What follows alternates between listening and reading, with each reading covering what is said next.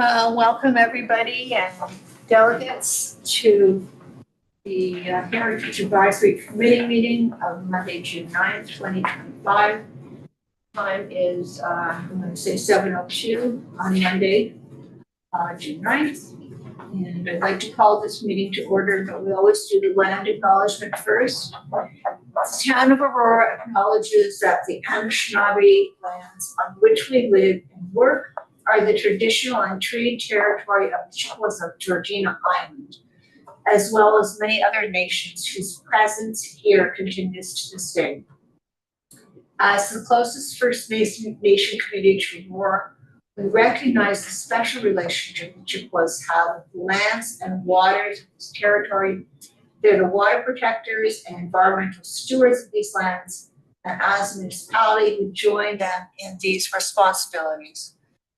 We further acknowledge that Aurora is part of the treaty lands of the Mississaugas and Chippewas, recognized through Treaty Number 13, as well as the Williams Treaties of 1923.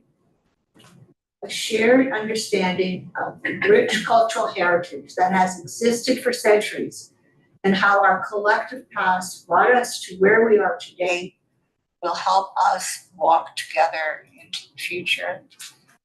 Let it be. May I have an approval of the agenda? Okay. I'm sorry, Bob, keep your hand up. And this returning visitor from Croatia. All in favor? Oh no, we don't do all in favor. Yes, we do all in favor, unless anybody has comments. All in favor? So that is passed. Are there any declarations of pecuniary interest? See none. Receipt of the minutes from they're April 14th. May I please have a motion to receive the meeting minutes? Thank you. Let's have the two gentlemen right here. We'll spread it around. Are there any questions on those minutes? Okay, all those in favor? Thank you. We have one delegation from Christopher Watts, the Aurora Heritage Authority, Ontario Heritage Week, and I've asked Christopher to join us at the table.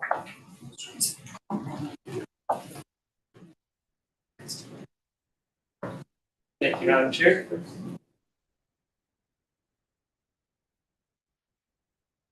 And thanks to the clerk's office for adding the delegation. I've got a presentation that'll accompany this. I'll just wait for Linda to bring it up.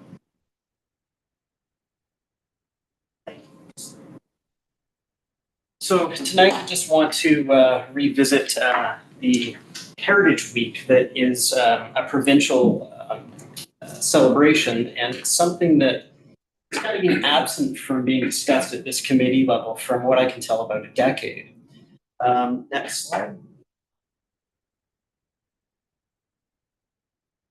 So in going through facets of what the committee should be looking after and has in the past, one of them is the celebration of Heritage Week. And it speaks to it being an educational initiative. So it's something that the committee has been tasked with in the past. Next slide. For you, anybody that's listening that isn't familiar with Heritage Week, it occupies the 3rd February or the 3rd week in February, and it's done by the Ontario Heritage Trust. It's been running since 1985, which means this year it would have been a pretty significant anniversary, but the town chose not to participate in Heritage Week. Next. So why are we even really considering talking about this item or looking at Heritage Week? Next slide. I think it's familiar ground. I've pulled a couple news pieces from circa about 2010 about how impactful Heritage Week was and what it was used to kind of celebrate. Next slide. I pulled another one, which was actually the use of Heritage Week to offer and celebrate the Heritage Award winners. So having just this committee brought back Heritage Week, it would be a great vehicle to bring those Heritage Awards and have them align with this event. Next slide. There's time. This is the last week in February. So you have effectively 8 months to consider pulling something together. And I look at it and go, I recognize this committee only meets 5 to 6 times a year. There are intervening months that could be leveraged if the committee chose to gather together a subcommittee and have them meet in those times and report back and kind of continue on. Next slide. Effectively, there are resources to accomplish this. It's not a significant outlay. Oops, right back. There are departmental staff from cultural services, special events can be leveraged, and obviously heritage planning here can work together. So they're not sitting in some kind of silo thing and any one of them being overwhelmed. But more importantly, I was so enthusiastic at the close of the April meeting. I think Cynthia had brought up the aspect of, hey, can we get a table or a booth at the street fair? Like, there is desire and passion amongst just this committee, let alone the community, but we're not providing the opportunity to get that into place. So I don't think we should underestimate how much response, community response, there would be to putting some weight behind this. Next slide. Effectively, there is a budget. This committee has a heritage fund at its disposal. I've put in there in the thousands the line item. So there is money to be pulled upon, let alone it can't come from any other departmental budget, to kind of create a seed fund and even annual funding for this. Next slide. And I pulled together 2 pieces here because I really think this is something that we should be doing, both at the level of this committee. I pulled in your terms of reference and it talks about heritage promotion, but also the action plan for cultural action plan, the tasks between 2024 and 2028 speak to doing heritage, cultural, but heritage events that are of provincial nature. And I know that we have collectively, or you guys have listened and you're bringing back in-person doors open, and that counts as one. There's really no reason to stop at one. It says a minimum of one. So I think there's an ask here, there's an expectation that I think Heritage Week could come back and fill that ask. Next slide. There are so many communities. I can just put a spattering here, but the ones that didn't make it were like Mississauga and Erin and Bradford. These aren't just ones that are far, far away, and they're not large communities. In fact, next slide. We're all familiar with Newmarket. Newmarket does Heritage Week. Newmarket's not a significantly larger operation than the town of Aurora. We probably have the same staffing complement. They've been doing this and having so much success. They've been doing things innovatively, where they bring in and do a heritage building Lego competition. So they're not just going after trying to regurgitate some information. They're trying to do something that is unique, and then it can be displayed afterwards. And I think it's something that can be leveraged here and done if there's the will. And that's kind of where I'm leaving it with you. I guess the last slide is just we haven't seen it. I don't myself don't understand maybe why this has just gone away and it hasn't even come up for discussion for you guys to kind of weigh in on. And I think without it, we're kind of left without some vehicles to do tourism pieces, to celebrate our own, even the Heritage Awards again. So something I just wanted to bring forward to the community or to the committee, and hopefully it opens up some discussion. Thank you. Thank you.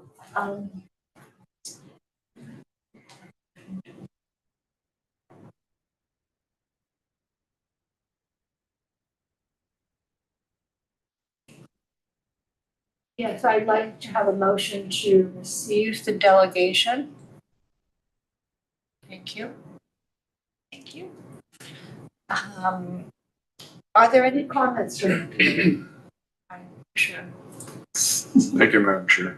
I'd like to thank Chris for reminding us of things gone by. Could I ask staff, Adam, I'm not sure where we're at, but I think we're planning to do some awards. And were we thinking for the coming February?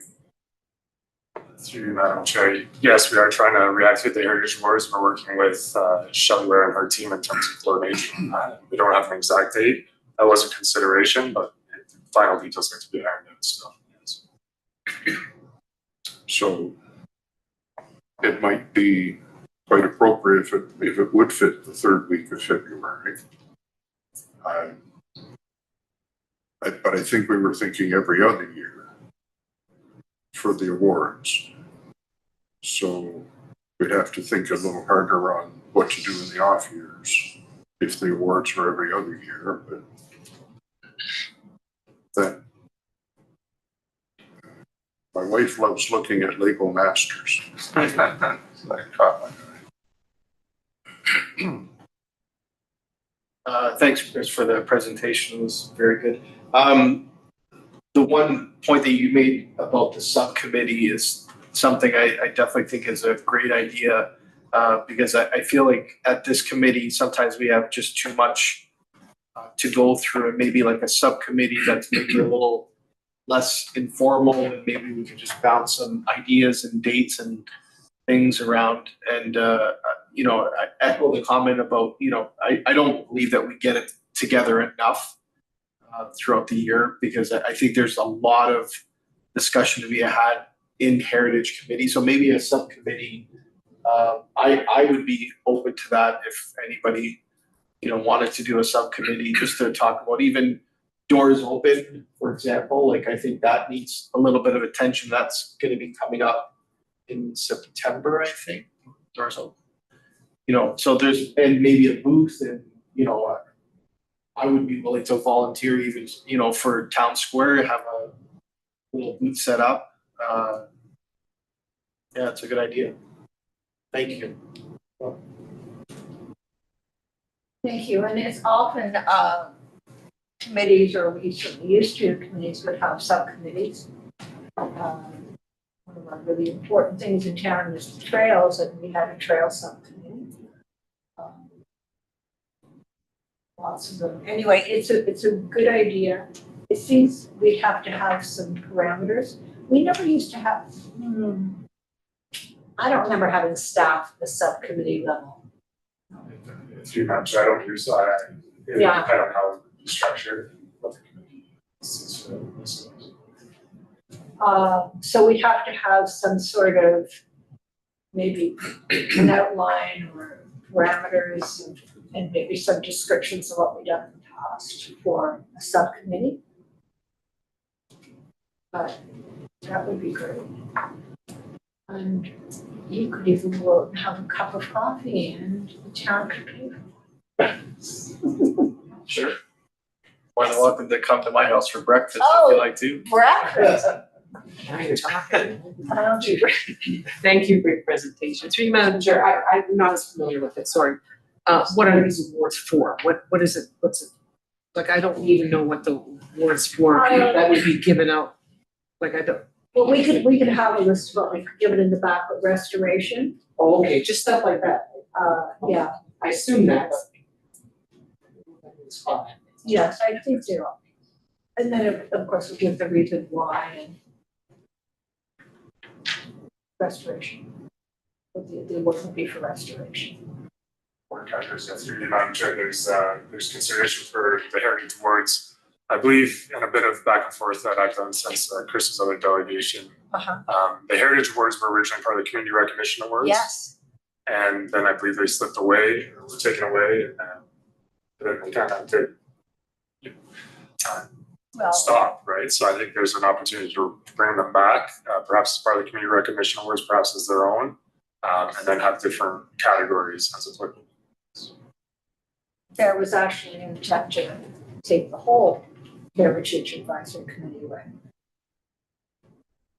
Bob, you're the one who told me about that, because you went to sign up for the committee, and you were told by staff that. Am I correct on that? In any case. That's my remembrance, which I got really a lot. Yeah, I think they really should be part of, you can discuss it.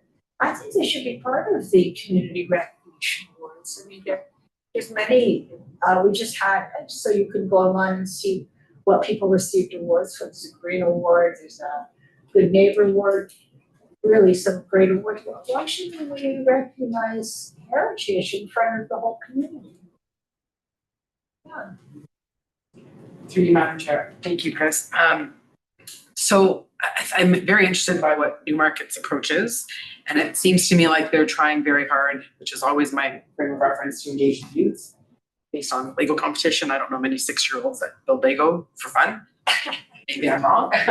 But I think that, you know, this is an opportunity to get young people involved in caring about local history. And I'm thinking one thing that we could use would be Minecraft, because then this can be done virtually. They can submit their creations, it can connect to a week, they can be due prior to the Heritage Week, and they could design those heritage buildings using Minecraft, which is a design platform which all kids and public boards have access to across Ontario through Minecraft education for free. So I think there's an opportunity here if we do want to implement something like Heritage Week from the 17th to the 23rd, which I know the town of Wichita-Stouffville also does that week. And they work really heavily with their local library during that week and getting young people involved. I think it would be another great opportunity to do that which we're always talking about, which is get people to care about local history. So that would be something that I think, you know, we could really engage local schools and teachers to champion this kind of project. It's an extremely good idea. It would also depend how much work was involved, of course, because It would be much like a coloring competition that they have for, you know, any sort of town event. It would be voluntary, people could participate. I mean, certainly not required, but it would be No, I think, an effective way of getting kids involved, because, you know, we need to have kids now. for sure. But I mean, I'm talking about at the staff level, how Of course. it would be. But then if it was part of the awards, the community awards ceremony, that's one thing the staff doesn't have to care about.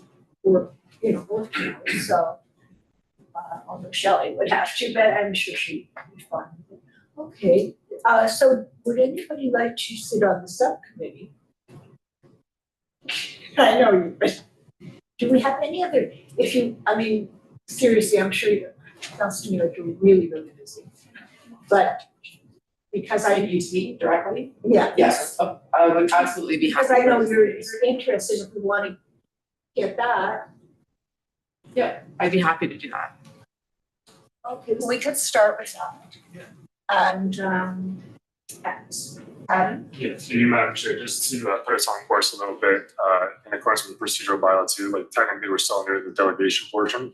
So questions right now can be sent to the delegate, and Thank you. then further discussion amongst ourselves can happen under new business perhaps. Okay, thank you. So are there any other questions for the delegate? Okay, all those in favor of receiving the delegation? Thank you, Christopher.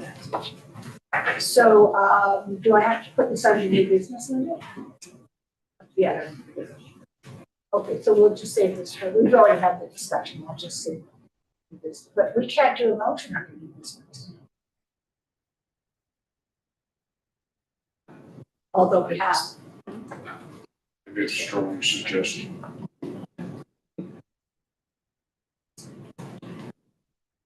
Let's see what Adam comes up with. Adam, what's your suggestion?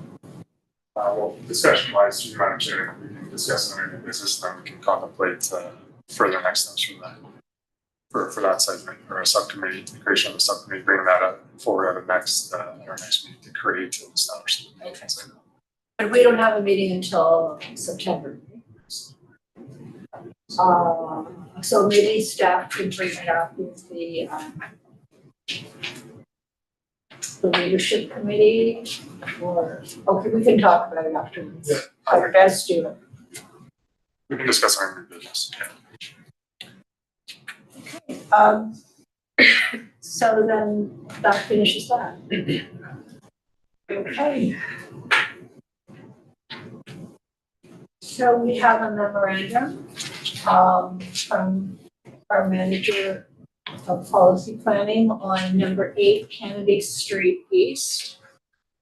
So first, we'll have a presentation from the applicant's consultant, Ben Doe, who I think is there. So how do we? Hi there, can you hear us? Yes, hello. Hello, so would you like to continue?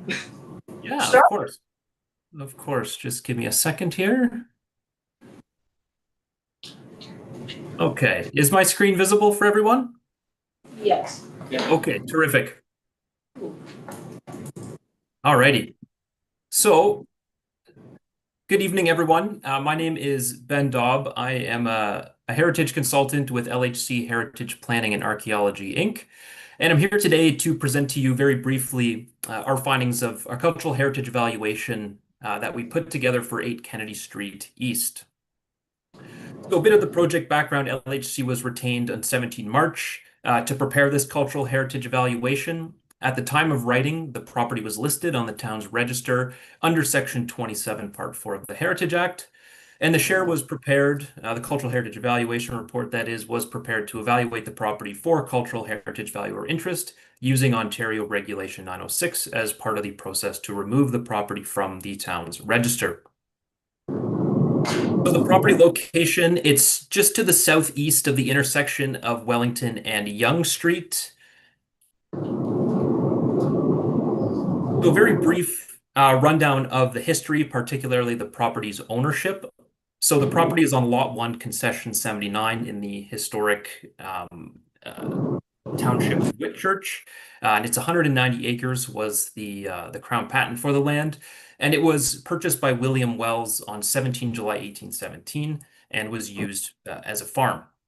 In the 1820s, Wells subdivided the lot several times, retaining around 100 acres. In February of 1910, Frank Staples purchased the lot from, at the time, Henry Wells, and at the time it was around 93 acres of land, so showing the division of the property there. Following that, the property was purchased by George Mayer. At the time, it was Plan 1B, and it was 142 feet by 200 feet, so quite a bit bigger than the current lot, and that was in December of 1919. And then John and Ida Dodd purchased the property, once again changing legal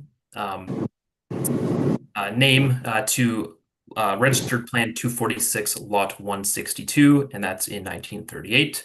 And then the Dodd family subsequently subdivided the lot a few extra times. They subdivided it into 4 individual lots, and at that point, the property itself, and as it exists today, was reduced to about 0.3 acres of land.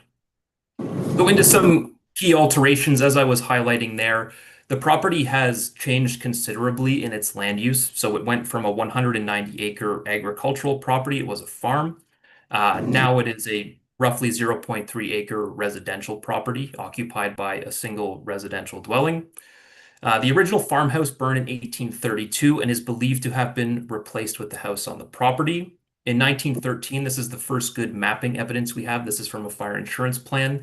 It's a 1.5-story square frame building with a 1-story frame addition on its southeast elevation, 1-story on its northeast elevation, and a 1-story attached shed on its southeast elevation. At the time, it was also part of a complete farming landscape composed of a barn, silo, ice house, as well as several sheds and outbuildings. In 1960, again, this is coming from a subsequent fire insurance plan, the property, the configuration of the house, as well as its cladding material had changed. So at the time, it was still 1.5 stories, still a square shape, but now it's clad in brick. And now we only see a 1-story frame addition on its southeast elevation. Into the evaluation, so criterion 1, this is not met. The house is a vernacular structure, and parts of it were possibly built around 1832, but an exact build date cannot be confirmed. Extensive alterations have been made to the house, including the house's exterior appearance and its structural system. Alterations to the exterior of the house have obscured much of the potential historic fabric on the exterior of the building, and alterations to the structural system suggest continuous change and replacement over time. Criteria 2 and 3, so the property does not display a high degree of craftsmanship or artistic merit, nor does it demonstrate a high degree of technical or scientific achievement. Criterion 4, the property is most closely associated with the Wells family, notably William Wells, who purchased the lot in 1817, Jacob Wells and Henry Wells, who was the final owner who sold the lot in 1910. And this family owned it from, again, 1817 until 1910. And during their ownership, the property was used solely as a farm.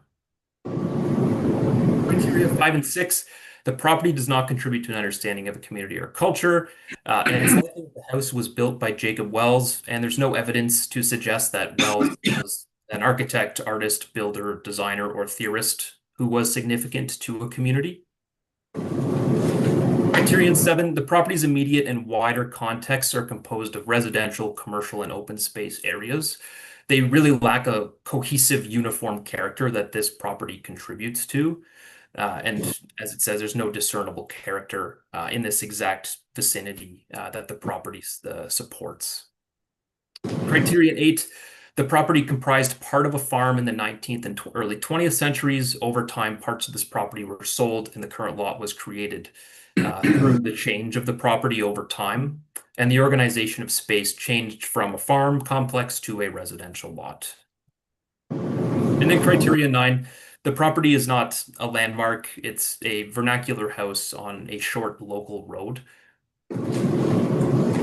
And in conclusion, it's LHC's professional opinion that the property at 8 Kennedy Street East does not meet any of the criteria defined in Ontario Regulation 906 and is therefore not eligible for individual designation under Section 29, Part 4 of the Heritage Act. In addition, because we don't have any heritage value, we subsequently don't have any heritage attributes, meaning that the salvage of materials associated with any of this cultural heritage value or interest, because there isn't any that was determined, there's no salvageable materials in the case of this property itself. Thank you very much for listening to my presentation. I'm happy to answer any questions that you may have. Thank you. Committee, are there any questions of the delegate? Okay, they have a mover and a seconder to receive the delegation. No. To put the item on the floor. I assume you're going to do that again. Any hands? Thank you, Bob. Okay, are there any questions of the delegate? Through you, Madam Chair. Sorry, but is there any trees on the property that might be affected by any historical trees, anything of significant?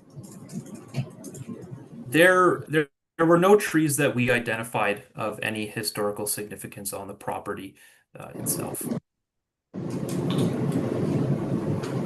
Was that your question or Correct. just trees, John? Bob? If the house is determined to be torn down, will your plans cause the maple tree that's towards the west side of the house, that in the picture of in the report has no leaves on it, but seeing it yesterday, it's a wonderful, healthy looking maple tree, and the tree behind it on the west side and towards the back, the blue spruce. Would those be lost in your plans, or would they remain and you work around? So, thank you for your question. So this question goes beyond the scope of what LHC had looked at. So our report only looked at the cultural heritage value or interest of the property. That would extend into more of an impact assessment when looking at that type of, and that will come later in the process after more development, more plans for the property rather are prepared. So that's more of an ongoing question that will need to be determined as plans progress for the property itself. Would the dimensions of the proposed structure that's on a sign in front of the current house cause these trees to disappear? That, Okay, I don't think you can do that, but we're going to refer to the planner All right. who's at the table. It's an excellent question. Perhaps, Madam Chair, through you, I could introduce myself, Brad Rogers from Groundswell Urban Planners, or the planners for the applicant. I'm here with Maggie Way, who is coordinating the application with Adam and town staff. This cultural heritage report came about as a result, as a request from staff, and we were happy to complete that report. Some of the additional reports, and I think that's what your member is asking about with respect to a tree inventory. There was an arborist report that was completed, and I'm not sure if this committee wants to see the elevation drawings that were produced and what could be there if the rezoning application gets approved. We have been to a community information meeting that you were at and you attended with the community and the local ward councillor. This was the kind of the final report that needed to be completed before a report goes back to council for approval for that zoning bylaw application. So the trees have been looked at, and the staff are reviewing that arborist report that was asked about, and it's under review at the municipality. So my understanding is that this came to public planning. I remember seeing this. We did have a statutory public meeting for this application. So it's already, I don't remember, I think it was sent to general committee. Do you remember what the direction from council was? So through you, Madam Chair, so the next step in the process, yes, you're correct. And so the next step would be an approval report to at the council level, community whole level, de-risk the property and approve the zoning bylaw here. So in fact, this says Through you, Madam Chair. basically the council has said, okay, there's nothing major wrong with it, or so we're going to send it on to the next level. We didn't discuss the trees, as far as I remember. Through you, Madam Chair, so Brad is correct, the application is still under review. Those supporting studies are still being circulated, or have been circulated, and are still under review through our Parks Department. That is something that if there is a requirement for any offsetting or any sort of tree protection that is required, that would be looked at through our Parks Department and taken care of. And included in the report to council as part of their alternative. Okay, I think, Bob, I don't want to take words out of your mouth. The question was only asked because it was front page or attachment to the evaluation report. So I have a question for staff, but I'll wait till we get there. You're referring to the last attachment where it shows the trees? Is that Well, on the cultural, it's the cultural heritage valuation? just page 9 of 127. It's kind of like the front page of the Is report. that page, Adam? Oh, page 9, okay. Yeah. Yeah, it's the same, we all have it on in our agenda, it's the last attachment. I did this Covered, it's fine. subject matter, although it's in green. And I think what, if I may, former Councillor Roberts is trying to say that even though the house may not be worthy of a heritage of saving, that the trees, although they're not heritage, they're not designated heritage, are worth saving. And there is concern about that because as we take down these older homes that are just listed, not designated, they're going to have a lot of trees, and we want to try and protect them. Yeah, do it okay? Yes, Cynthia. Through you, Madam Chair, just a question about, I know that one of the metrics we use is the significance of the people who live there to determine historical significance or the heritage designation. And just from the report, it was stated that Mr. Wells was not of significance. And in just some really quick research, the town of, King City, the township of King, said the opposite when they were trying to determine whether a property should be maintained because of its connection to Mr. Wells. So I'm just wondering if there's a mechanism by which perhaps his significance to that property could be recognized if the build goes ahead as it seems to be doing, if there can be maybe some sort of recognition that this individual did live there because he was historically significant to Aurora and to the surrounding communities. So this is King City that has said he's. Yeah, from 2023, there's a report says the property's historical associative value lies in its association with William Wells, the founder of the community of Strange, originally named Williamstown, which would later be renamed Strange due to another association.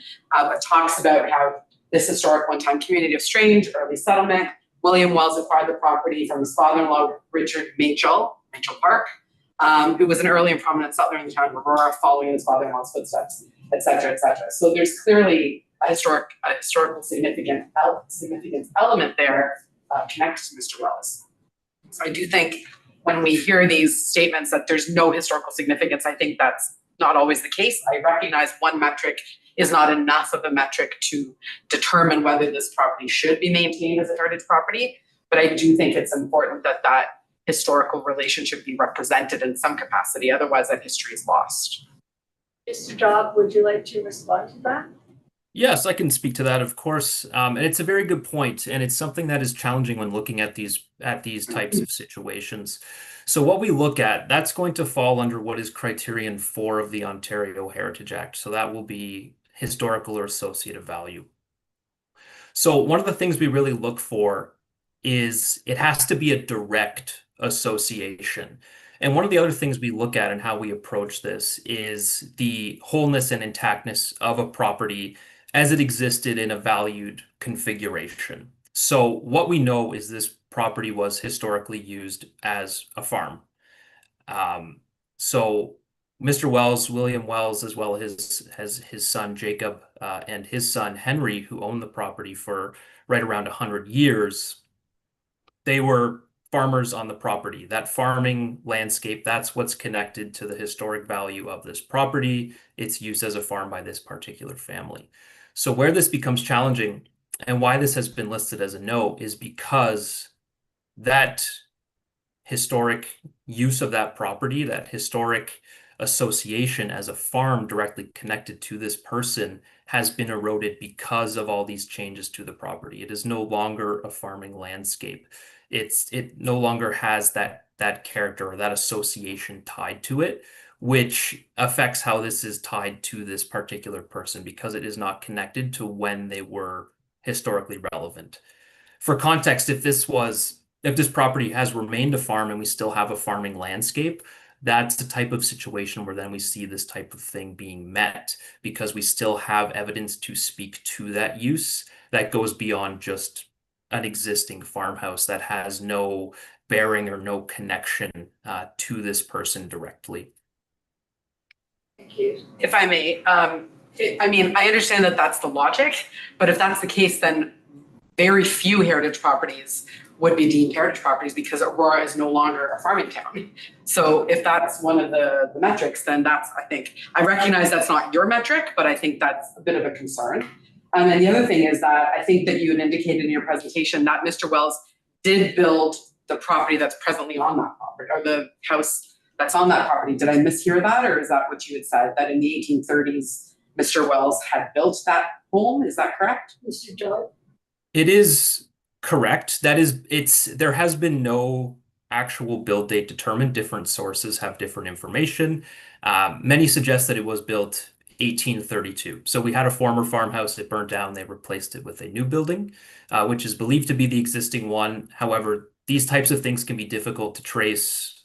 Fires were common throughout the time, and the reuse and replacement and of foundations and building materials was extensive. So that becomes difficult because it's hard to say if this building in its current configuration, that's where this integrity discussion really comes into play, is that when we look at this building, and this is why the structural system was leveraged so heavily and brought up several times in the presentation and in the report itself, was because there is evidence of continuous change with this property. We have timber framing, we have sawn lumber, we have steel jack posts. So we have quite a configuration and quite an assortment of different structural members, which of course indicates continuous change over time, which it makes it difficult, especially to determine an exact build date for the property. Thank you. Is there another question? Maybe just a clarification, through you, Madam Chair, to the planner. So to answer the question, that tree won't be touched then? The tree's been evaluated. The tree, I think, in question, that Mr. McRoberts is referring to, is a tree that's on the property line. And so it's not just our client that kind of owns that tree, it straddles a property line. We are having discussions with the neighbor as a result of the arborist report for that tree. And that we'll be working on, with the neighbor and our client to make sure that anything that is close to that tree with respect to, say, for example, there's a drainage swale or some elevation changes. If that happens, then our hope is to save that tree and not damage the root system with that tree. So those are the discussions that are being held with both the arborist, the town, and the neighbor. Right. So to summarize, the footprint of the building doesn't affect this tree. That's so correct. Ideally, this tree would remain. That's correct. Yes. Thank you. Absolutely. Yeah. Thank you. That would have been my question. You don't need to remove this tree in order to build a development. We don't think so. And what we're hoping that between the arborist and the town, they can conclude that we can keep the tree, but that we do have to have drainage that doesn't go from our property to the neighbor's property. And if there is any drainage coming from the neighbor's property to our property, we have to take it north in a swale to the back of the property. That's the lowest elevation point.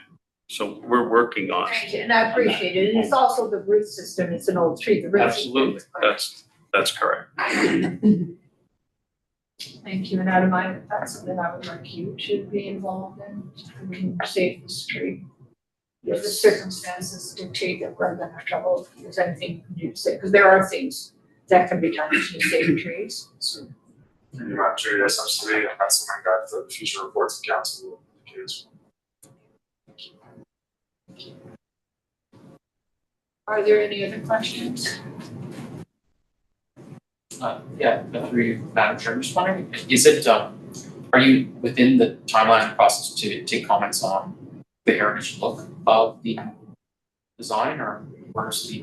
You're welcome to provide comments on the elevations that we've provided. We have brought them here. I didn't realize they were in your package, but those are the elevations that we brought with us. And this committee is more than welcome to provide comments if they'd like on the elevation drawings that we've provided. Yes, not a problem. Yeah, I just want to raise that for maybe some discussion and consideration that there could be a bit more heritage flavor added to the front facade at least. What would you suggest? I'm not sure what architectural style it is, but perhaps there could be some sort of resemblance to the neighborhood. Yeah, through Madam Chair, I can speak on that a little bit because under provincial bill 23, the urban, just to backtrack even further, some of the applications we do receive are within the district, right? And that's why we have the district guidelines and the framework to help guide our decision making. This property is not in the district, it's delisted, and then wouldn't have any heritage status. It would be a destination, but it would be a fancy conform to from a natural use perspective. And on top of that, Provincial Bill 23 also removed the ability of the town to comment on urban design matters. I think it's a good indication that the planner and the owner are here to take feedback, something that is just quite honestly a negotiative process. It isn't something that's required necessarily of the developer, just to make that clear under the new provincial legislative framework. But it's good to hear that comments are going to be considered. So we, this committee or the council is not allowed to comment on the urban, what did you say, use? Urban design. Urban design. So, Well, it's not a requirement to be for a comment on it. Correct. Yeah. yes, but there's no requirement to listen to it. Which is like that.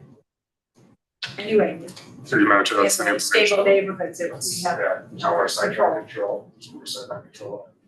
It's the legislative framework. So through myself to you, Yes. I believe the owners are doing something? No, They're our not. client is not there. Oh. So they're not here to listen to any comments. No, we're here to take the feedback back in. The other thing that I do want to say, Councillor Gardner, through you, if the committee has any comments with respect to a proposed landscaping, for example, both at the front of the house or anywhere on the property, these lots that would be created if it was approved are very deep, and so there's lots of room in the backyard. But we're happy to consider your comments on landscaping if you'd like. I will make one because of the age of this residential area, there's very mature trees. Now, I don't know whether we, the town, will be putting a street tree on each property. But and I think it would add to the value of the house and the look of the house to certainly have a tree on the front lawn. It's actually very common for each lot, so there would be 4 lots, each lot to have a tree on it. So Because what we have right now, are bushes. that would be fun. And also, because of climate change, what we plant is very important. It needs to be a tree that has a deep root system and would be whatever zone we're expecting to be. So that would all, I'm sure you would take that all into consideration. I don't think our arborist, I don't think Gary has any say. It's more commercial, large buildings, developments. I don't think they have any say on what kind of tree. Through you, Madam Chair, again, it's a negotiated process, so as part of the circulation with our Parks Department, if there is a consideration that you want to make, or this committee wants to make, we can continue to echo that through this. Well, it would be to the owners, or the developers' advantage to sell the homes and to the town and to the neighborhood. Look at the neighborhood, to have a tree planted, I know it's been only 6 or 8 feet, but it would be goodwill and it would grow into a substantial tree, which will certainly need shade. That would be fine, Councillor. Thank you. Did I split it your hand? Yes, sorry, through you, Madam Chair, thank you for the presentation. I live around the corner from this. And you can see that it's still a heritage area, it's still within stable neighborhoods, but it's still not, the urban design is gone. We've lost that's gone to, but you also across the street from there is another modern, new semi-detached home, plus you have the commercial right beside it of the medical center. And then you have a senior home. So it's like, it's a mixed bag in there already, right? So it would be very nice if it was more consistent with these 4 properties, really, because you've got the senior home, you've got this one now, then you've got on Burnett. I mean, there's still original homes there, right? That are 100 years old. They're still in that look. Across the street, not. It was allowed to go through, the committee allowed that one to go through, and it doesn't fit in at all. And then, of course, you have the modern medical thing. I don't know how much control you have over this, is what I'm saying, but it is still part of your own neighborhood. And anything that allows that to continue on would be a plus. what I'm saying, even though we don't have that stipulation in code. I don't disagree. Kennedy Street is a beautiful street in the town of Aurora. Sure. There's no doubt about that. On both sides of on both sides of the, Exactly. the. But I will tell you that the town's new official plan, Young Street is a regional corridor. Yeah. And it is promoting intensification.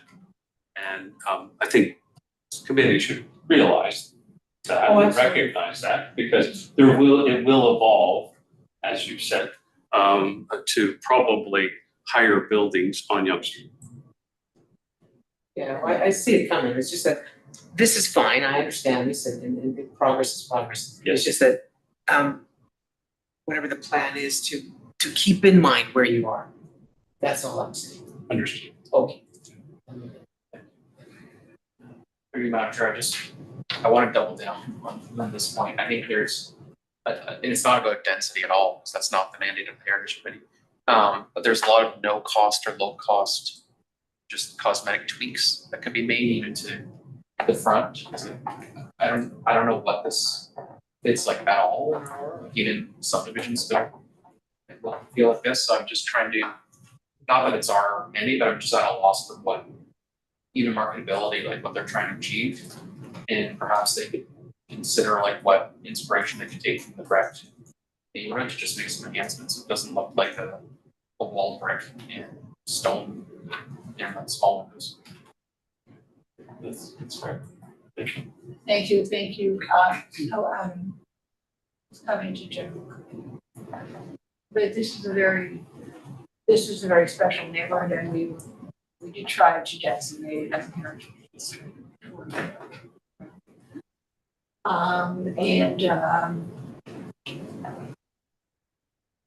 Yes, and there was a lot of misinformation about districts, so it was not designated, but we're not talking about a lot of money, and it could be the outside lighting is more, trying to spend the lighting on.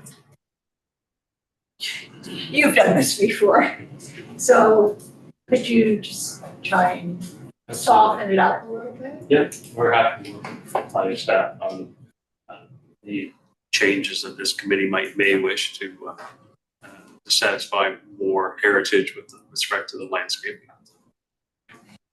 On behalf of the committee, Thank you. thank you. Okay. We have a mover and seconder. Are there any other questions? Oh, all those in favor of receiving this? I think this one was easier than the last one. Yes, it was. Okay. So. Information. Question? Do you, on this, were they asking our opinion whether the thing should be torn down or not? You have to answer that, no.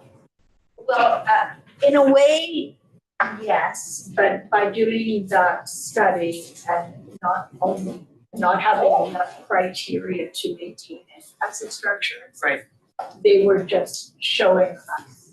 It's like that in all heritage communities, they just show us what the situation was, but we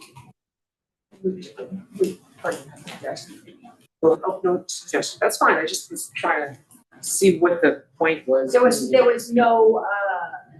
nothing we could grab on to say this. Thank you. Thank you. Goodbye. Yeah, just to understand Yeah, it's the complicated. reasoning behind this, like sitting here listening to this and then. We just received the delegation. We still have to put the item on the floor for discussion. No. It came across as a memorandum. I have more to say. Well, then you can, then I, just didn't have questions for the delegate. okay, so yeah, why did it come across as a memorandum? But there's no motion with this, right? I just mean, I have it on. Bob, we have, we have a verbal update So, you can do it on your book. Sure. Yeah, fine. See you. Okay. A verbal update? Yeah, I'm sure we have our co-ops and Matthew Legacy here with us, who will be able to provide a verbal update and actually a presentation. It's as Cynthia has discussed, and thank you to Cynthia as well. It's the story map, GIS story map feature that Matthew will share his screen and give us a Great. quick tour of. Welcome.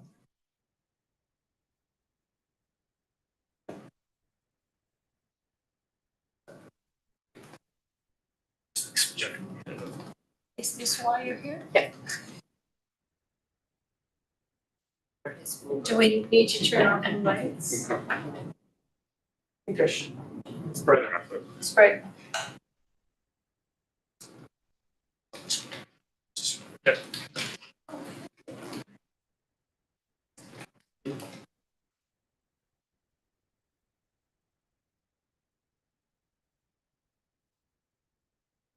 Good evening, everybody. My name is Matthew Legacy. I'm a grade 11 student, co-op student at St. Maximilian Kobe. For my co-op, I was assigned on researching the building of 15120 Yonge Street. I was researching about the residents and history of 15120 Yonge Street. So the residents that I have here are what I believe to have the most interesting backstory and most historical significance. So first we have here the document of homeowners from 1868 to 1893. This document or list was accessed on the online registry, and it's just a brief list of all the owners from 1868 to 1893 who had ownership or lived in 15120 Yonge Street. So our first resident was Mr. Alfred Robinson, who lived from 1831 to 1896. Mr. Robinson was born in England. He lived and got married in Haldimand, Ontario before moving to Aurora. He bought the property in June 1870. He was the head of the household. He lived with his family there. He sold half an acre for $900 in September of 1871. He was a well-known dentist around Aurora at that time. And one interesting fact of him, he was actually the lieutenant of Royal College of Dental Surgeons of Canada in 1871. So this is just the grave of Mr. Robinson. He was buried in the Aurora Cemetery as he lived in Aurora most of his life. This is just a photo of the census of 1871 while Mr. Robinson lived at the property of 15120 Yonge Street. Our next resident here is Robert William Hillary. He was born in Ireland and lived in Aurora most of his life. He mortgaged the house in October 1872. He was the head of the house. He lived there with his wife, 2 daughters, and 3 sons, and 1 lodger. He sold the house in January 1873, and he was a physician at the time in Aurora. And this is just the census of the census of 1871, just before he moved to the property. And then just below is the grave of Robert W. Hillary in the Aurora Cemetery. Next we have John Flintoff. He lived from 1837 to 1908. He was born in Ontario. He lived in the Aurora area most of his life. He had English heritage as well. He only had ownership of the house for 1 day, December 12, 1889. He was a retired farmer in 1889, and he died from apoplexy. So this is the death certificate of John, 1908.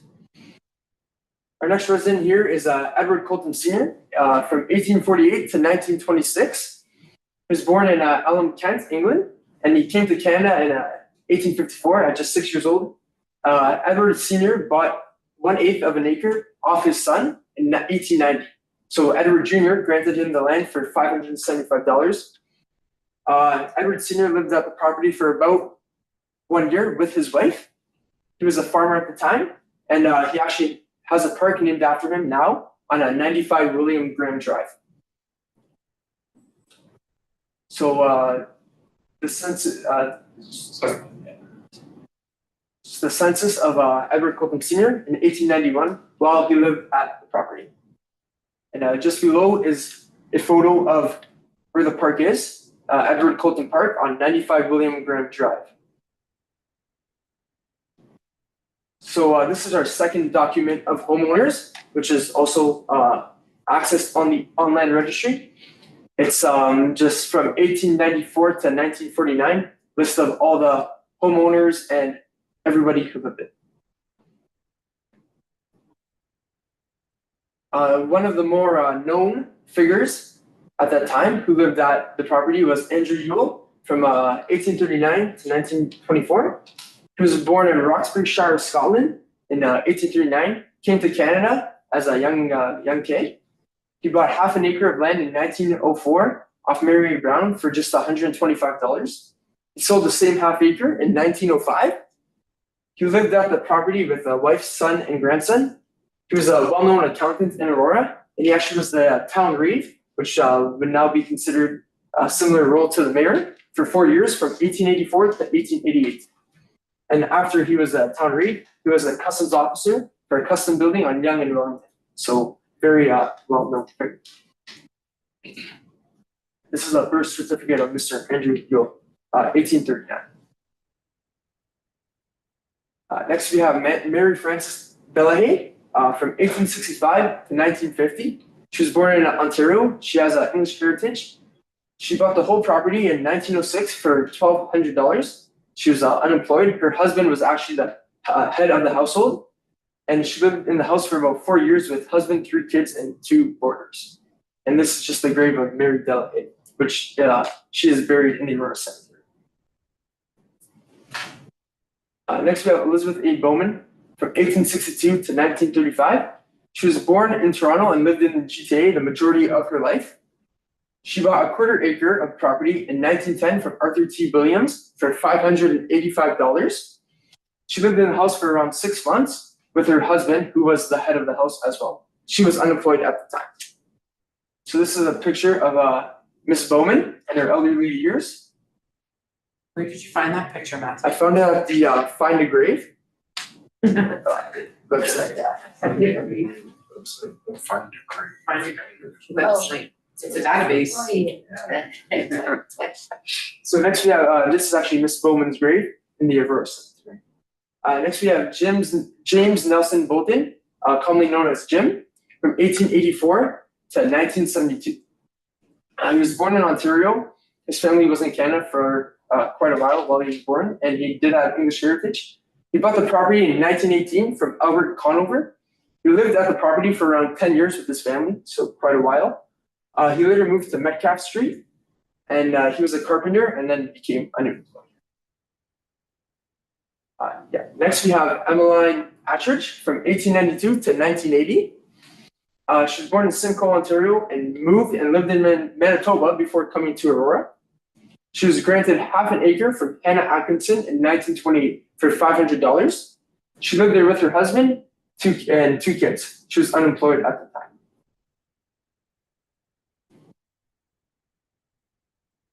Next we have Hannah Atkinson, 1870 to 1947.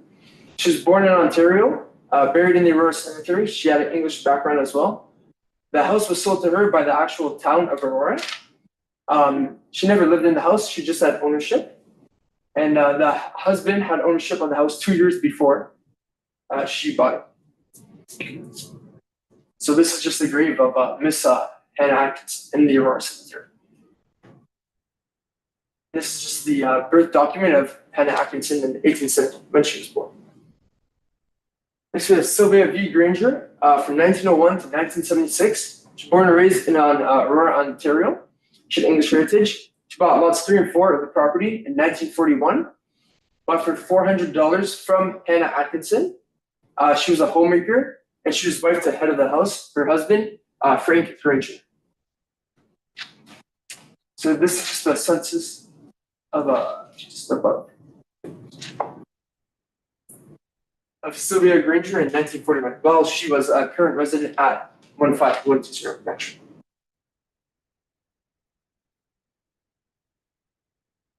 This is the grave of Miss Granger. Next, we have Alma P. Pinder in 1908 to 1995. Born and raised in Aurora, Ontario. She had English heritage. granted parts of Lot 3 in 1942 from James Westhead. She was a teacher at the time. She taught at various schools in Aurora while she was living at the time. This is a grave of Miss Whitney.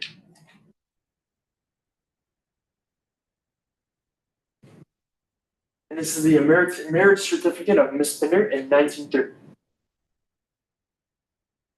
Lastly, we have the document of homeowners from 1949 to 1970. These were all also accessed on the online registry, and it wasn't being occupied or used as much from 1949 to 1970, but it still was being used quite a bit. First of this time span, we have Marjorie Doris Atkinson. She lived from 1910 to 1978. She was born and raised in Aurora, lived in Aurora for her whole life. She's the daughter of previous owners, Hannah and Arthur Atkinson. She granted the property in 1956 from James P. Wells. She was granted parts of Lot 3 and 4.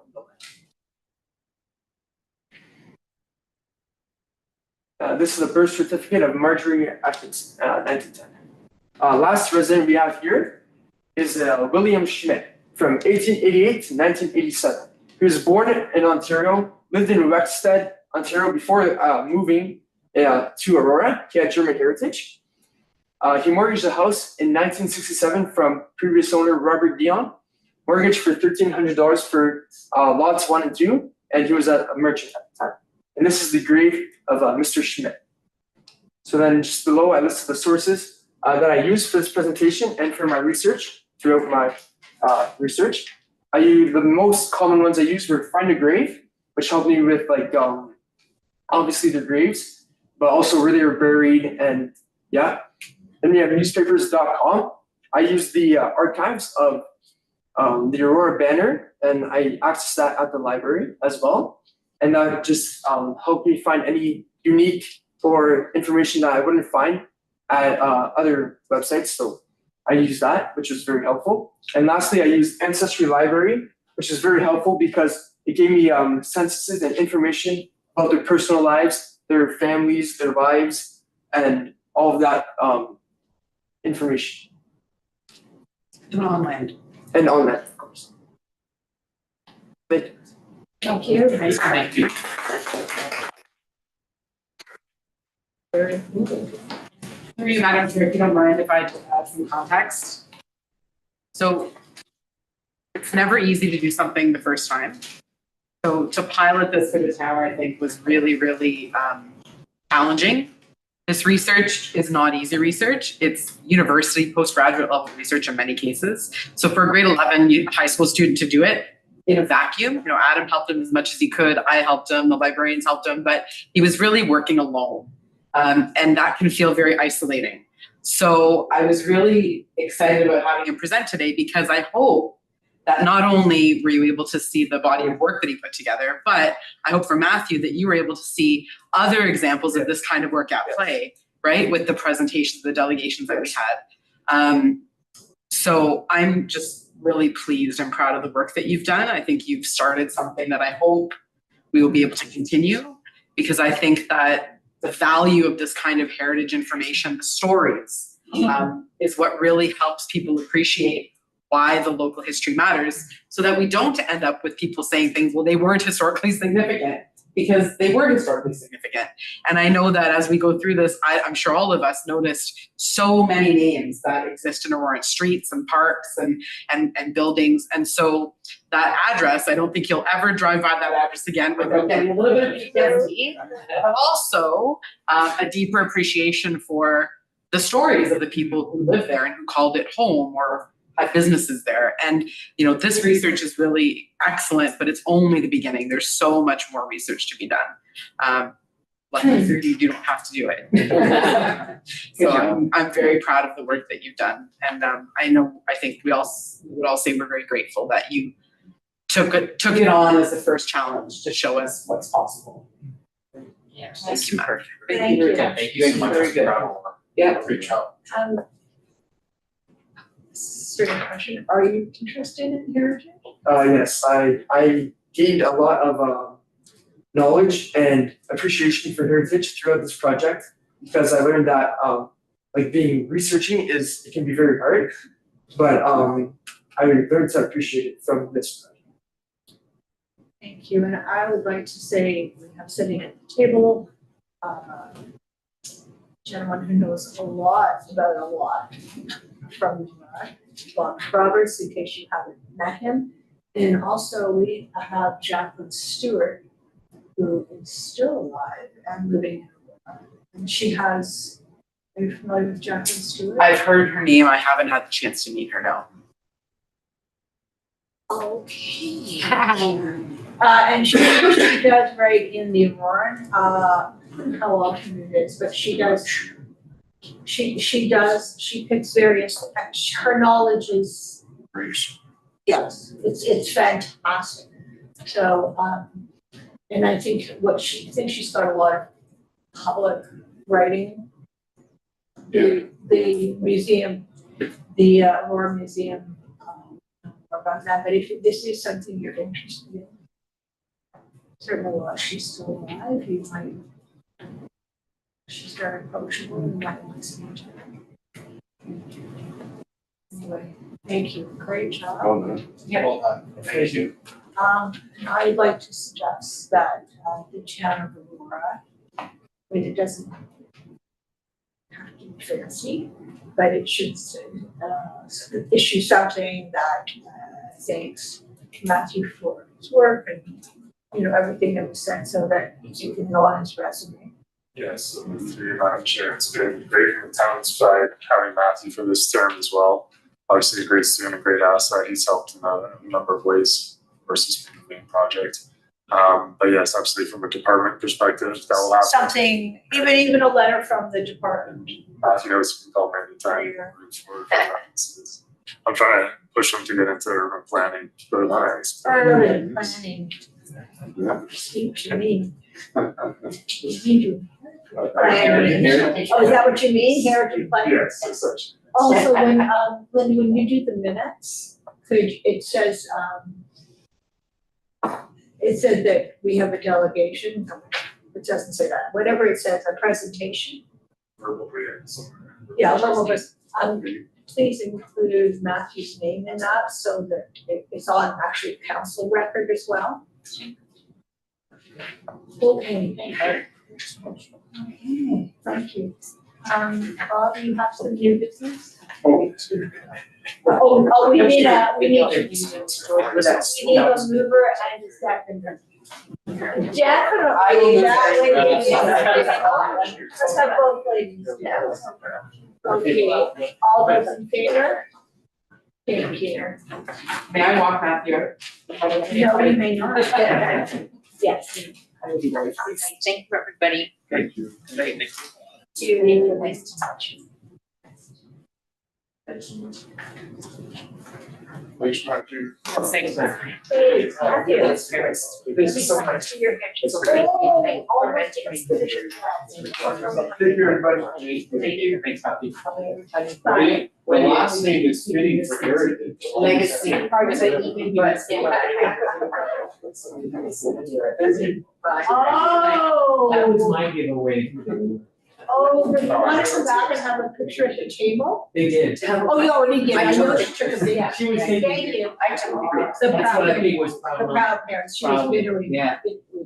Okay, we're on to new business and I know Bob has a comment about. Yeah, so I apologize, I just thought we'd ask a little questions that we were ready to hear from Adam and discuss. I mostly have just comments. I do have a question, Adam, through you, for heritage. So I'm understanding if property's designated, then the trees on that property are also designated. Does it work that way for property that is listed, or if the property, if the house is listed as heritage significance, are the trees also listed? It's, yeah, through Madam Chair, so obviously the threshold is designation, first and foremost, but then what any application like this will go through is part review. If there are any trees that need to come down, we still have to apply for the tree removal permit and go through that process. So that's where that comes into play as well. we heard through the consultant, the planner, that they are intending on keeping that tree, and that's a comment well received. That we'll push for us to be protected alongside others. And then even in the balance of that too, for additional tree plantings, which is another comment, that's something that would then package into the finalized harvest report and goes to council.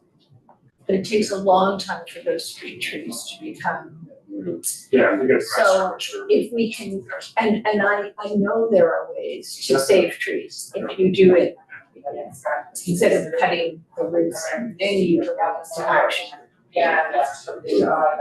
The planner heard me say the maple tree expressed concern, but I also mentioned just further north of Yeah. the maple tree, the blue spruce looks pretty healthy and it's quite significant sized tree. And I would just echo Cynthia's comments about wells. For example, there's a well street a block and a bit away from this house.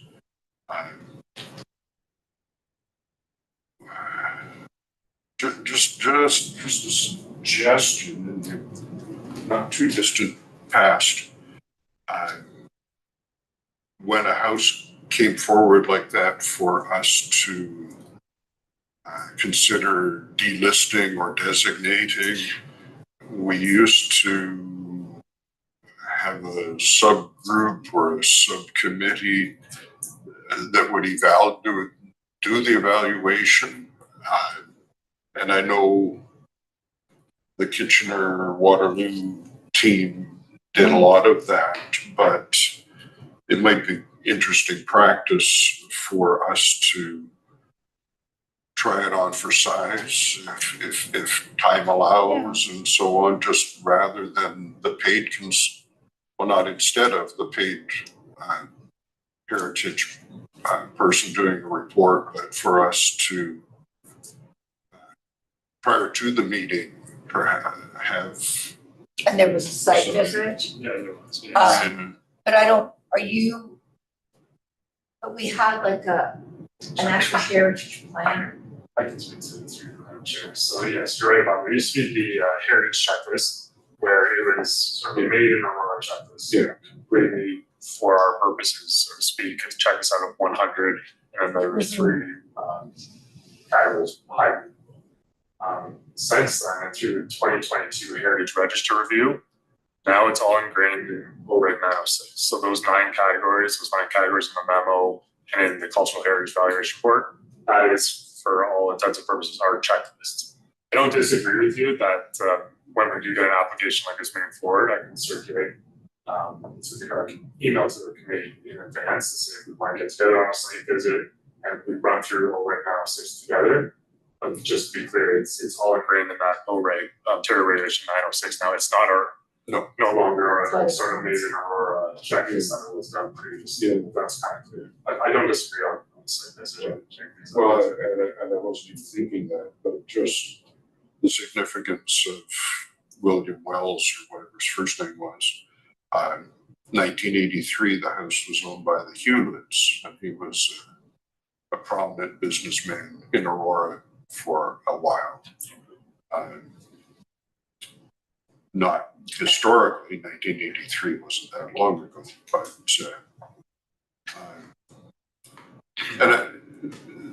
this is just a comment that I'm not in love with the house. The trees are of significance, but the house is pretty bad shape, at least from the outside and the pictures in the report of the inside. But it's kind of sad that we don't have too many houses that are 7 years left in Aurora that are 7 years shy of 200 years old. There was one, I think, from 1830 or 1824 at the bottom of Catherine Avenue, right near Yonge Street, that turned into the Catholic Church parking lot. I know there's nothing we can do about that, but it just kind of too bad. And I appreciate the comments from Chris and Linda of just the nature of what's proposed. The two houses that are across the street on the south side certainly are heritage looking, huge monsters. I don't remember them coming to the committee for any input, but my memory gets shot sometimes too. And Councillor Gardner, for the 2026 budget, I'd like to put in a request from our committee, not in a formal way, just a very informal way, that I think our heritage department needs to at least double in size. We're lucky we have one fund. Yeah, I know. Because for many years, this committee operated before my time with, well, Peniza town clerk, no heritage planner. But then we had me and some other really great. Mm-hmm. And you know, with the heritage tree, so I asked what makes a tree a heritage tree. Of course, it would be the age, but there's a whole bunch of other things, Bob, and I don't think this is, I'll send it to you in an email. I don't think anything. It's just that we want to save our trees. We need to save our trees. Madam Chair, not to suggest this even for this application, but for anything moving forward too, like there's obviously the best practice is offsetting in the case that it can't be saved. Not to say that that's happening in this case, but just generally speaking. And that offsetting policy is based on the value of one given tree and then having subsequent plantings when you're done. So I know it's not the same, but just throwing that out there just for knowledge sake. Thank you.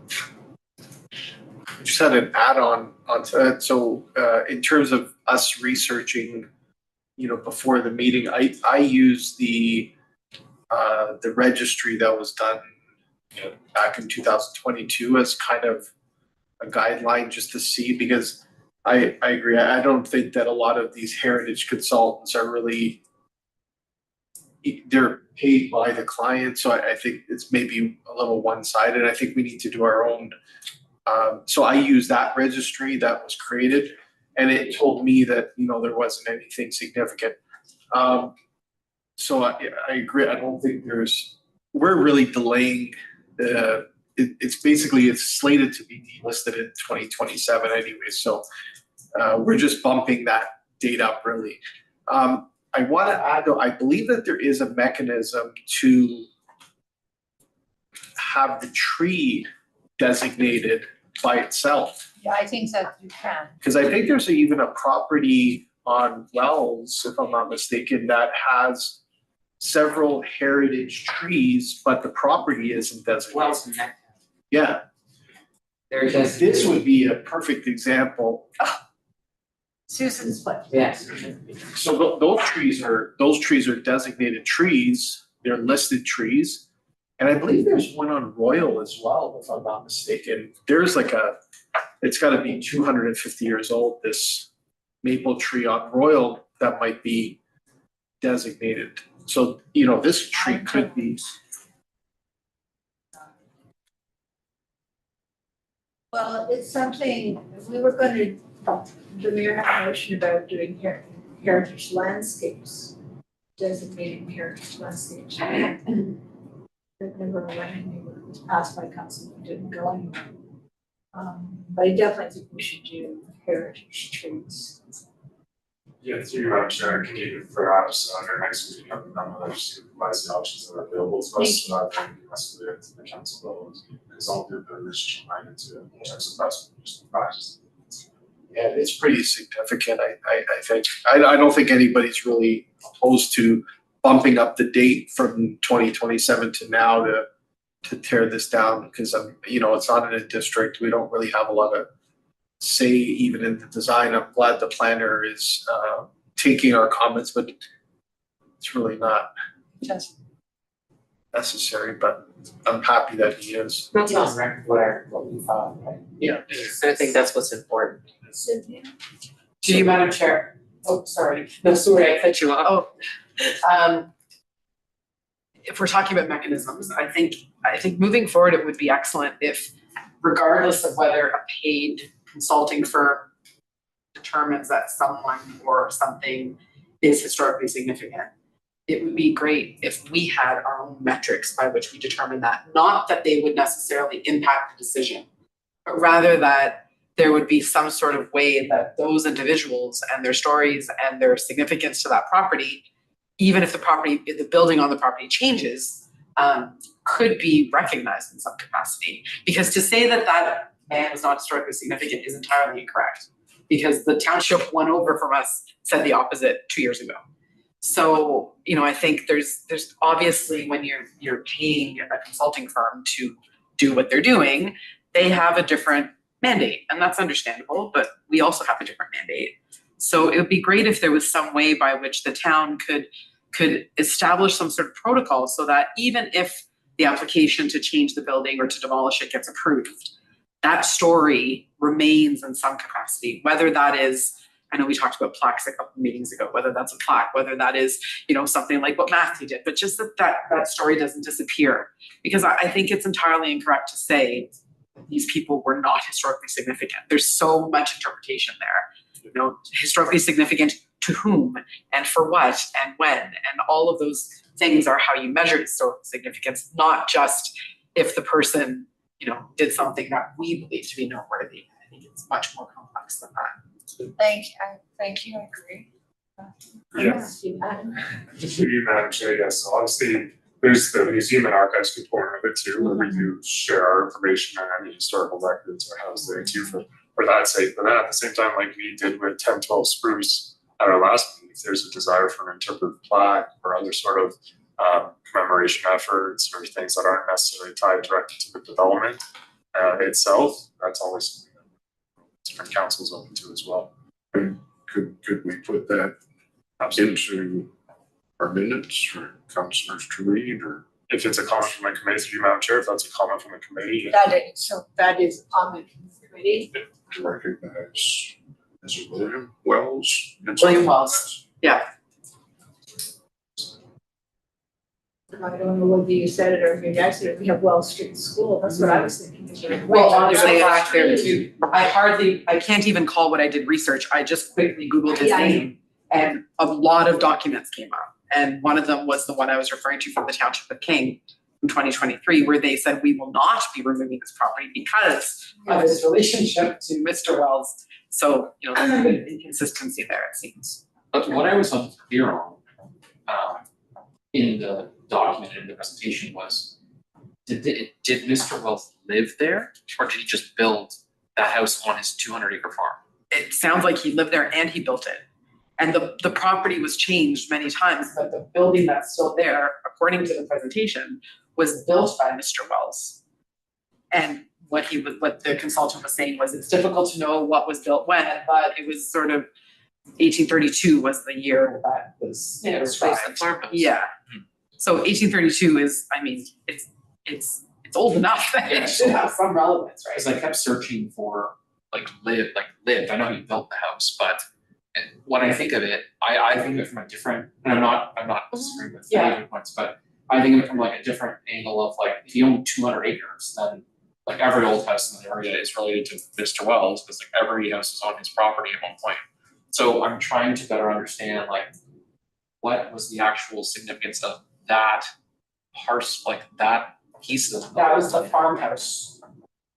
The rest of the houses came on the property later, is what I understood. Once there were seven. But again, that was not any amount of scholarly research, but Clear though. yeah, but he did say that property, that house was built by Mr. Wells in 1832. So. And it burned down, that was the rebuild. Right, that exact one wasn't built. That exact one was built. The one that's there. Correct. In 1832. The one prior to that was burnt down. And we don't know who built that. That's right. That's what he said. That's what I thought.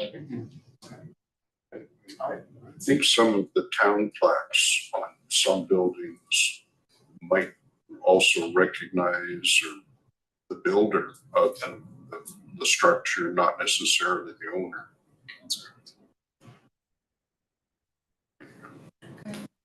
It's especially to you, it's interesting to me because Matthew didn't do the museum and archives has like this is a different generation, which is researching online. So, if I may, Madam Chair, so this research is really, really difficult for kids his age. It's very unusual. And the biggest challenge is what we would not find to be the biggest challenge. I don't know if he talked to you about it or not, but the cursive writing. The kids don't learn how to read cursive. So what we think of as being relatively easy to interpret is he may as well be reading in a completely different language.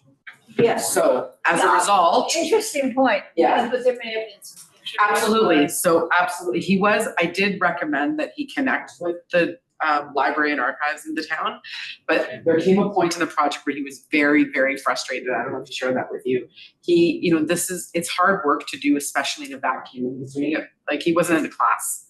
So I would typically do this in a class setting. There'd be 30 kids. We'd all be working on different properties, but the same type of work. So it was bounce ideas off of each other. He definitely had support from Adam. He had support from me. He had support. The librarians were actually very helpful to him.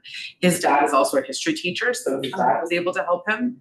But the fact that he was able to do that level of work without one-on-one support is pretty remarkable. Yeah. There's absolutely, I think, moving forward, if we decide to do this again, it's when you pilot something, you sort of watch for the things that go well and the things that you would change. And I think that would be an opportunity to make a clearer connection to the library and the archives. well, and we have staff. Right, We have well, at the moment anyway, we have a museum.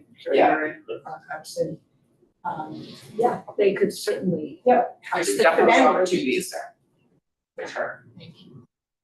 So I don't think that, sorry, I'm kind of jumping through you, Madam Chair. You may jump. Sorry. I don't know if Wells actually, it sounded like he was granted the land, which happened a lot when Aurora was kind of, and then it was subdivided and then that parcel was given to someone and he built the house. I'm just going based on what the consultant said. He did say that Mr. Wells built the house in 1832. I'm reading in here and he basically says that Wells was gifted the land and basically subdivided it, farmed some of it, and basically someone else built the house. I haven't done enough research to know. I just know that that's what I heard him say when I asked him. I don't think it was an actual Wells. And I mean, there's a multitude of them too. That's why you see things like the Wells Street itself as part of a larger concession block in a cultural area. So you couldn't rely on an expert report, like obviously if this was, then that would be a criteria that was met.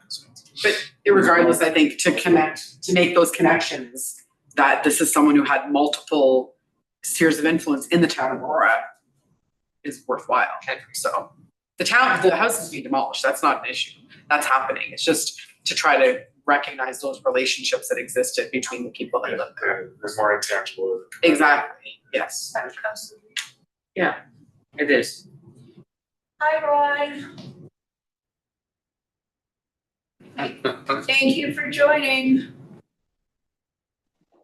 Happy to be here. Thanks for the interesting discussion. Of course, I'm interested in this is because it's in my ward, and I also have a passion for history and some heritage. So I'm learning from all of you. So I thank you for the input. Very well. I think we have one more new business, which would be a subcommittee to work on, I don't know what you call it. Heritage Week. Which is in February? February 27th, I believe, yes. But yeah, moving forward, through your mouth, it'll be the 3rd February, 3rd week of February. And maybe just have some ideas of what. Is there a subcommittee for Doors Open? like who organizes Doors Open? Yeah, so through you, Madam Chair, the Ontario Heritage Trust requires that there be a separate working group for Doors Open. And that is currently in development, and there was a call from members that went on the newspaper and things like that too. And it's separate from the Heritage Committee as per the Heritage Trust requirements for a separate working group. Could we maybe combine those two, like Doors Open and Heritage Week? Through you, Madam Chair, right now, Doors Open is full steam ahead for the September 21st deadline. I'm just cautious of complicating that too much. I think in this case, it might be best practice just to let them meet. Just but for policy. I did volunteer for Doors Open. Nice. I didn't hear, it was recently. I didn't even realize it was so full steam ahead, so. Yeah. Through my chair, do you mean as a site or as a volunteer participant? Or either one. Okay, well, yeah, okay, yeah, it's good to, yeah, I'll read it back. Yeah, if you needed any help, I love the Doors Open idea. Cool. Sounds good. What do we have it in February? Through Madam Chair, Doors Open September. Oh. February is the provincially recognized major celebration. Right, okay. Is that in St. Dennis, sorry, Madam Chair, Family Day? It's the same, it's the week immediately after Family Day. Okay, so, sorry, so we're talking Doors Open and Heritage. But it would be nice if Doors Open to combine here, like we used to have on the garden, Gordon Barnes had a whole heritage garden with heritage tomatoes. February, I got snow. Yeah, but it was in the summer under Doors Open. But that, we might have sold that as a heritage. But yeah, we should look for something instead to. Doors Open right now is Culture Week, Culture Days. Yeah, it's tied to the weekend of Culture Days. And again, this is still our first getting back to Doors Open after COVID. So there's something to appreciation, isolation, the environment for and things like that. So, refresh my memory, please, Adam.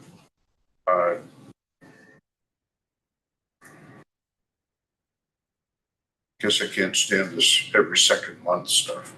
I can't remember from month to month, but I think it was a meeting that we had in the council chambers instead of here. You're working on Heritage Awards set up, and I think we gave you feedback. Correct. And does that fit into February? Yeah, so through you, Madam Chair, yeah, there's still that potential. So what's happened so far is that I've even educated myself on the fact that the Heritage Awards used to be part of the Community Recognition Awards. And I've been speaking to Shelley and understanding that history a little bit more so since it was before my time, that Heritage Awards or Community Recognition Awards were then, I believe, requested to be taken out, and that they were. And that's why there's a bit of a gap at the community recognition level. And they haven't made it back up, but they also understand they haven't been brought in as their own either, right? So right now I'm speaking to Shelley to try and see if the opportunity is to, at council's will, bring it back through the Community Recognition Awards or have them as their own, and that'll be reported in the fall to districts. So I think my thinking is that the Community Recognition Awards might be a better place because there's a bigger audience as opposed to just Yeah, that's council more members. attention, yeah. Absolutely. We get more recognition Agreed. and but I like what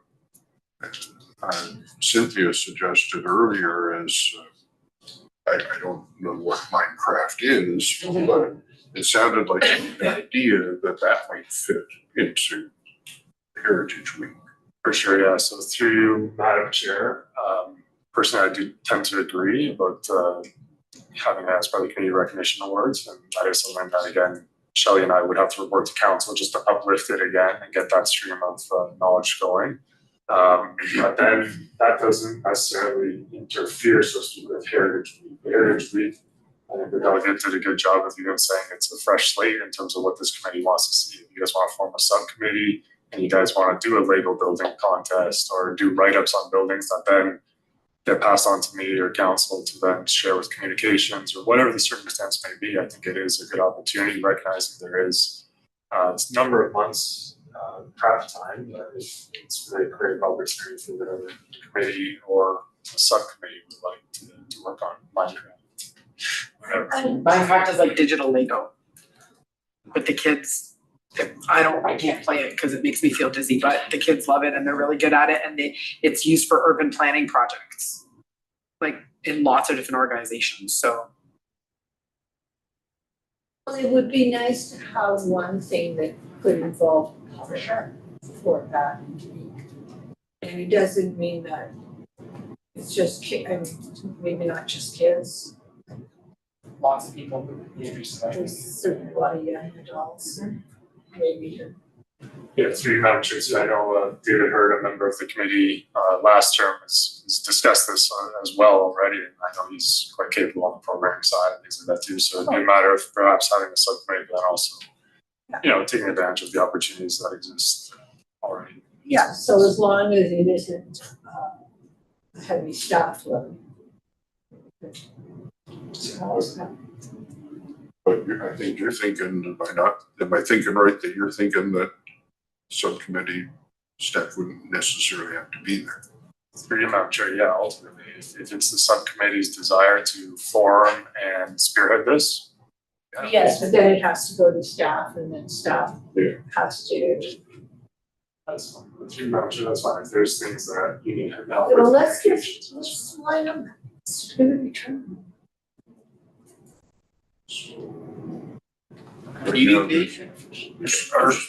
Our next meeting, we don't meet till September. Well, my point exactly is that maybe we continue, the next meeting as the subcommittee. That's it. Well, why don't we? Are we allowed to use these rooms? Are we allowed to use these rooms or? It would be, I don't know what you're like in the summer, but there's not a lot of I teach a lot in July and I do nothing in August, so. Do you wanna do this in August, or you just wanna be nothing? I can make myself available if we're gonna have a meeting or two. I'm not gonna spend an entire month working on it, but we can talk for sure. I think maybe just to have an open dialogue without, it can be very informal and jot some ideas down and maybe we can go back and research after that and then meet another. Whoever's available to come can come and. Yes. Can I throw We have in? each other's emails, I think, right? Pardon? We have each other's email addresses, I believe, in the, when Linda sends us the invitation. Yes, so. we have a, Yeah. That's fine. I think that's a good idea. August. How about July 7th? He's busy July. Let's email for some dates, because I can't, Should we make it in August then or? no, July's fine, I just need to figure out when my staff meetings are and things like that, so. Okay, good meeting everyone, and somebody was talking about peer review, and we may not peer review planning applications.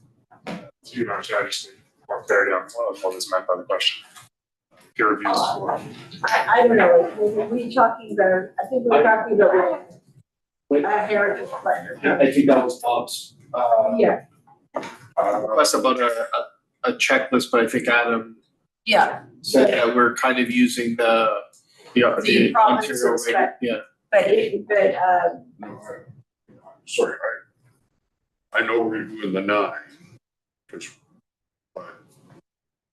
I just wondered if the next house that comes along, rather than us talk about Mr. Wells for the first time at the table, yeah, whether it would be helpful to uh-huh, kind of have our own bias before the meeting. yeah, no, it's a good idea. Madam Chair, I think that's a good point, and I think, when the next application comes, I'll do an email out to say, let's meet, perhaps on site and, have a discussion. We have to be mindful of, I think, in all of this meeting, then it becomes a hack meeting, but Also, this application was already, for all intents and purposes, approved by council. I don't know why we didn't, but we should get, these things should be sent to the committee.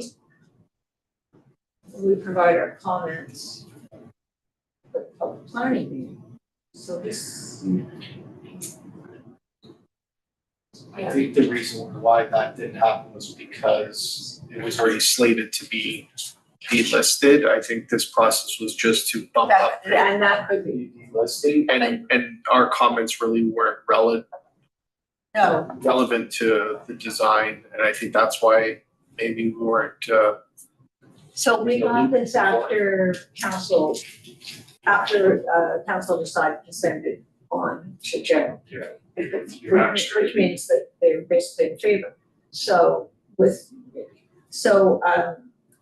But I don't know if there would be any, because heritage, would we allow anybody to apply to not have a heritage building? Maybe a permit. through you, Madam I Chair. don't think you could, So through Madam Chair, what's the so process, there the isn't. sequence of events, sometimes it is dictated on the order of when the applications come to us. In this case, that owner or the applicant submitted the ZBA application first. So And then so then by default of our planning act timelines, we have to take that to a public meeting. that's right, or they, And then we have to go from there. But that being said, it was always an underlying understanding that you're not getting approval until you come to the Heritage Committee and the property is delisted to facilitate any of this.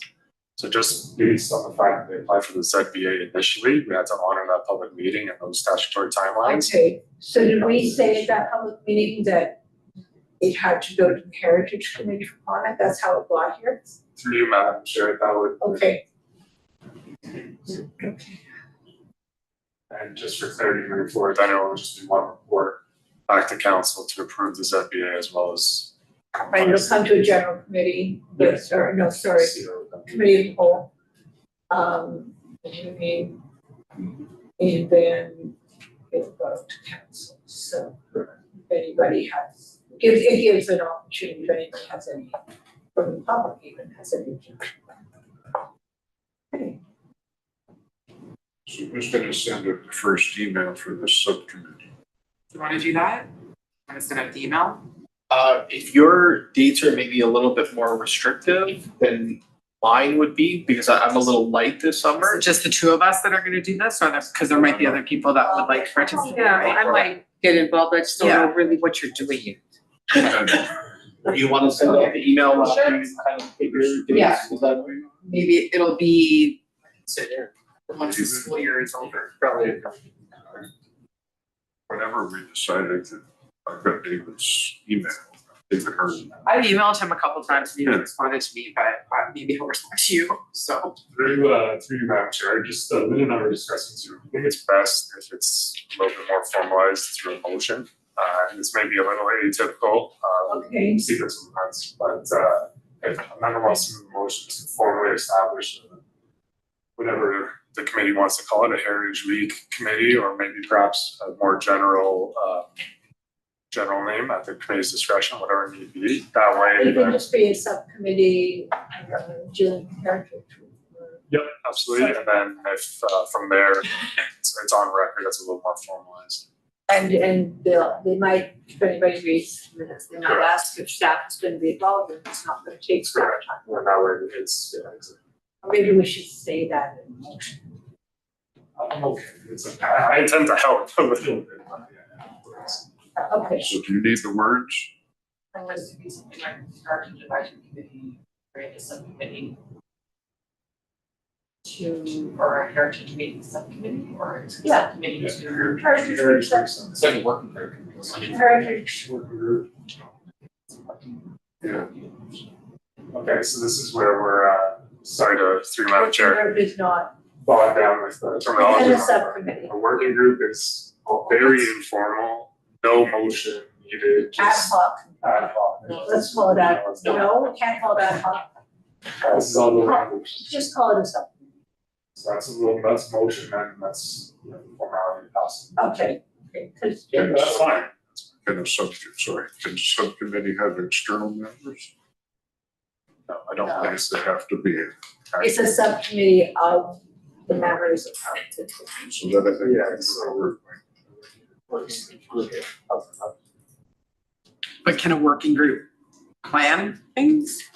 yes, I would like that. Of course, yeah, you're still the heritage committee members. Okay. Yeah, and if there's a desire to escalate to through me, speak to communications or whatever, absolutely, I'm always all yours for that as well. So Linda, you think that a working group is not appropriate because, like, your reasoning? Are you okay with working group? Or subcommittee. But would you all be members of the subcommittee? No, it's never, We may have external members, so. we could have external, Sit we in, call the be heard by- presenters or That's not allowed for subcommittee, I believe, I could say that correctly. what? A subcommittee is members themselves being part of that sub, no Okay, external. let's call it a heritage committee. So that it's obviously in the control of heritage. Is that appropriate, Linda? Would that work based on what we're trying to do? External members. We're still not sure of the external membership fund, right? If it's a committee that's branching out to others, we have to check. I don't Is it remember worth- being on the subcommittee that had. Is it worth you looking into it and getting back to us? Yes, absolutely. Okay, But then we can't put forth a motion then. Motion just to say. yes, we can do a motion, and then when it comes to council, So, you know what, let's just. I can say, okay. Not just confirm, membership. okay, I'll just, I mean, we'll reflect that too. okay, so we'll, It's working on the working group for Heritage Week. and that's actually What it is. really what it Yeah. is, yeah, thank you. I'm Okay, calling something that it is. we have John's present, so I would call for an adjournment, including me. Second vote.